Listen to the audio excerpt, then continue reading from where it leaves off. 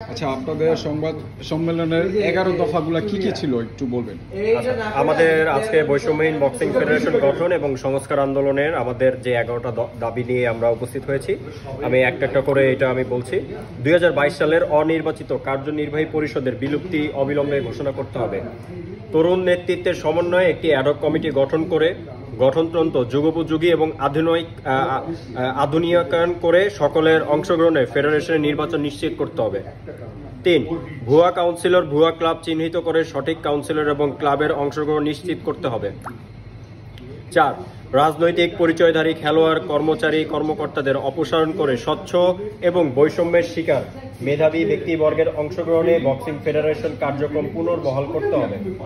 বিভিন্ন সময়ে একই প্রবীণ ব্যক্তিগণ ফেডারেশনের গুরুত্বপূর্ণ দায়িত্বে এসে বক্সিংয়ের অগ্রযাত্রাকে প্রশ্নবিদ্ধ করেছে বিদায় কার্যনির্বাহী পরিষদের তরুণ নেতৃত্বে নিশ্চিত করতে হবে। 6. 2018 থেকে অদ্যাবধি পর্যন্ত সকল কার্যক্রমের অডিট নিরপেক্ষভাবে প্রকাশ করতে হবে। 7. বাহিনী নির্ভর বক্সিং ধারণা থেকে বের হয়ে সিভিল পর্যায়ে জাতীয় এবং আন্তর্জাতিক মানের খেলোয়াড় নিশ্চিতকরণে তৃণমূল বক্সিং কোচ সংগঠক বক্সারদের সুযোগ সুবিধা নিশ্চিত করতে হবে।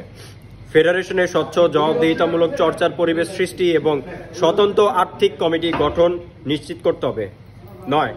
যেই সার্চ কমিটি গঠন করা হয়েছে এই কমিটি যেন বৈষম্যহীন বক্সিং ফেডারেশনের গঠন এবং সংস্করণ আন্দোলনকারীদের সাথে গোল টেবিল বৈঠক করার সুযোগ নিশ্চিত করতে হবে। 10. আন্দোলনকারীদের কাছ থেকে দুর্নীতি এর যেই প্রমাণ রয়েছে সেটি বিচার বিশ্লেষণ করে মাননীয় উপদেষ্টা সঠিক সিদ্ধান্ত গ্রহণ নিশ্চিত করতে হবে।